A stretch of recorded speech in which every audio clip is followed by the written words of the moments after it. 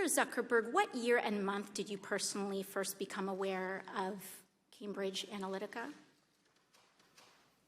I'm not sure of the exact time, but it was probably around the time when it became public. I think it was around March of 2018. I could be wrong, though. Mm-hmm.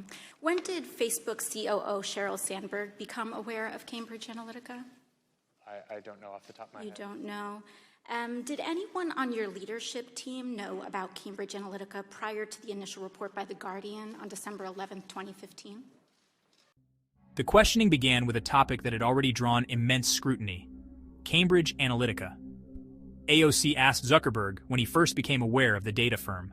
Zuckerberg responded that he believed it was around March 2018 when the issue became public. Congresswoman, I believe so, and that some folks were tracking it internally.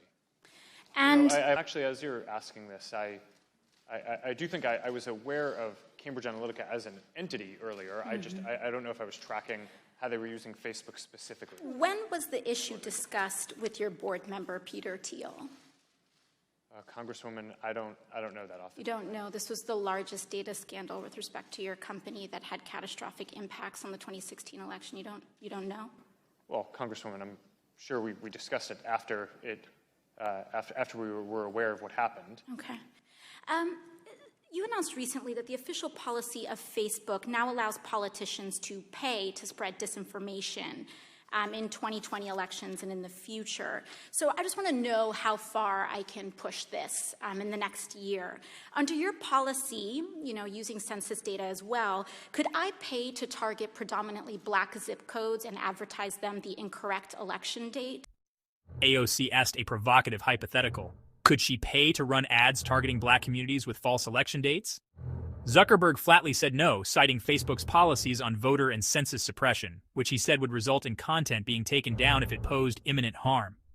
But when AOC pushed further, suggesting a scenario where she might falsely claim a Republican voted for the Green New Deal, Zuckerberg gave a more nuanced answer. He acknowledged Facebook does not fact-check most political ads, unless they clearly promote harm or suppression. This is a gray area. On one hand, Zuckerberg maintained that Facebook believes in letting voters see what politicians are saying, even if it includes falsehoods, because voters have a right to judge for themselves. On the other, AOC challenged that logic by emphasizing the dangers of false claims going unchecked during elections. No, Congresswoman, you couldn't. We have, even for these policies around the newsworthiness of content that politicians say and the general principle that I believe that... But you said you're not going to fact-check my ads. We have, if anyone, including a politician, is saying things that that is calling for violence or could risk imminent physical harm or voter or census suppression when we roll out the census suppression policy, we will take that content down. So you will... There is some threshold where you will fact-check political advertisements. Is that what you're telling me? Well, Congresswoman, yes, for specific things like that, where there's imminent risk of harm. Could I run ads targeting Republicans in primaries saying that they voted for the Green New Deal? Sorry, can you repeat that? Would I be able to run advertisements on Facebook targeting Republicans in primaries saying that they voted for the Green New Deal? I mean, if you're not fact-checking political advertisements, I'm just trying to understand the bounds here. What's fair game? I don't know the answer to that off the top of my head. You don't know if I'll be able to do that. I think probably. Do you see a potential problem here with a complete lack of fact-checking on political advertisements? Well, Congresswoman, I think lying is bad, and I think if you were to run an ad that had a lie, that would be bad.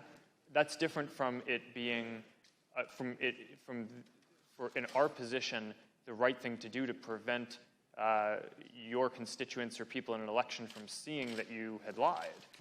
So you won't take down lies, or you will take down lies? I think it's just a pretty simple yes or no. Congresswoman, I'm not talking about spin. I'm talking about actual yes, in most cases, disinformation. in a democracy, Okay. I believe that people should be able to see for themselves what politicians that they may or may not vote for So are you saying, won't take judge them their down. character for themselves. So you won't take. You may flag that it's wrong, but you won't take it down.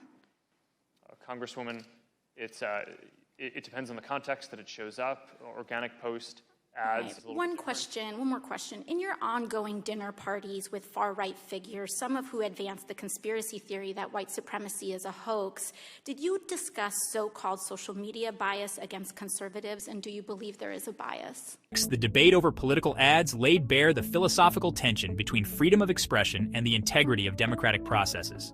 Zuckerberg's view, allowing voters to see all political speech, even if it's misleading, leans heavily on the idea that transparency is the best disinfectant. But critics like AOC argue that without fact-checking, disinformation becomes normalized, especially when it's promoted through paid ads and algorithmic targeting. This is a legitimate dilemma. Congresswoman, so I don't remember everything that was in the question. That's all right. I'll move on. Can you explain why you've named the Daily Caller, a publication well-documented with ties to white supremacists, as an official fact-checker for Facebook? Congresswoman, sure. We actually don't appoint the independent fact-checkers. They go through an independent organization called the Independent Fact-Checking Network that has a rigorous standard for who they allow to serve as a fact-checker. So you would say that white supremacist-tied publications meet a rigorous standard for fact-checking? Thank you. Congresswoman, I would say that we're not the one assessing that standard. The International Fact-Checking Network is the one who is. If Facebook censors political content, it risks accusations of bias and overreach. If it doesn't, it may become a vehicle for lies that manipulate elections. There's no easy answer, but hearings like this force tech companies to define their policies publicly and confront the consequences of their choices. Finally, the segment on fact-checking and alleged bias exposed how deeply divided public trust has become. By questioning Facebook's partnerships and its handling of ideological content, AOC highlighted the fact that no fact-checking process is perceived as truly neutral anymore, especially in a polarized political climate.